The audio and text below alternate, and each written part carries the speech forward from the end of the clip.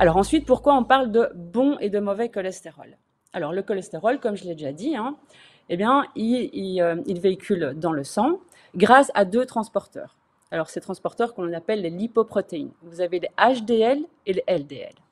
Alors HDL, c'est High Density Lipoprotein et LDL, c'est Low Density Lipoprotein.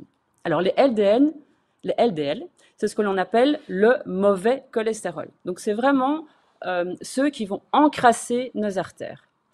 Alors les LDL vont transporter le cholestérol du foie vers les organes, mais lorsque le cholestérol est vraiment en excès, en trop grande quantité, eh bien les LDL vont déposer ce cholestérol en excès sur les parois de nos artères. Et donc, au fur et à mesure des années, il va y avoir formation de plaques et de dépôts gras qui va entraîner la formation de plaques d'athérome, que je verrai aussi plus tard. Les HDL, eux, c'est le bon cholestérol. C'est vraiment eux qui vont nettoyer nos artères. Donc, ils vont vraiment faire le sens inverse des LDL. Eux, ils vont vraiment capter les molécules de cholestérol en excès et sur les parois des artères et transporter ce cholestérol jusqu'au foie où celui-ci va éliminer ce cholestérol par les voies digestives grâce à la bile. Donc on retient HDL bon cholestérol, LDL mauvais cholestérol. Alors au niveau des taux, des valeurs au niveau du sang, eh bien, on considère que le taux sanguin de HDL doit être supérieur à 40 mg par décilitre. Et ça pourrait prévenir, protéger des maladies cardiovasculaires. Alors, les LDL, eux, il ne faut pas qu'ils dépassent la limite supérieure de 115 mg par décilitre.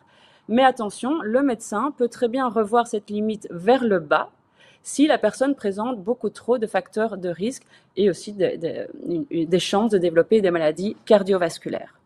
Alors, lorsque vous allez voir votre prise de sang, bien, vous allez voir qu'il y a le taux de cholestérol total. Alors ça, c'est important que c'est juste un facteur parmi d'autres. Il est donc essentiel de bien considérer ces deux types de cholestérol, donc HDL et LDL, et de même que le médecin va tenir compte du ratio de ces deux types de cholestérol pour voir les mesures à suivre. Donc, par exemple, le ratio du taux de cholestérol total sur le HDL, il ne peut pas dépasser 4,75. Alors, quand on parle de taux de cholestérol total, eh bien, ça comporte le HDL et le LDL et qui ne peut pas dépasser 190 mg par décilitre. Si l'on dépasse cette valeur, eh bien, on a trop de cholestérol et donc on parle d'hypercholestérolémie. Alors, l'hypercholestérolémie, qu'est-ce que c'est? Eh bien, on sait, ce n'est pas une maladie en soi, mais un facteur de risque de développer des maladies cardiovasculaires. Alors, quand on parle d'hypercholestérolémie, c'est surtout lorsque le taux de LDL, lorsque les valeurs, le taux de cholestérol LDL est vraiment beaucoup trop en excès. Et donc, les symptômes, au départ aussi, sont vraiment silencieux, mais à force, au fur et à mesure des années, ça peut provoquer des complications graves. Donc, comme je l'ai déjà dit, c'est dû au fait qu'il y a le LDL cholestérol dépose le cholestérol en excès sur la paroi des artères. Et donc, au fur et à mesure des années, ces artères diminuent, n'arrivent plus trop bien leur capacité à se dilater n'est plus très bonne. Et donc, ça diminue aussi l'apport en oxygène et en nutriments des organes concernés, touchés, et du coup, ça peut entraîner vraiment des symptômes graves, voire soudains. Alors, quels sont ces symptômes? Eh bien, ce sont évidemment des contractions des artères au niveau du cœur. Vous avez des infarctus du myocarde, des angines de poitrine. Au niveau cérébral, ça peut provoquer des troubles visuels, du langage, des vertiges, même à aller jusqu'à des accidents vasculaires cérébraux. Et aussi, chez les hommes, ça peut provoquer des troubles de l'érection. Alors, les causes, pourquoi il peut y avoir souvent l'hypercholestérolémie? Eh bien, que de toute façon, que votre taux de cholestérol soit bas ou élevé, ces taux sont déterminés par différents facteurs. Alors, le premier, c'est le facteur génétique.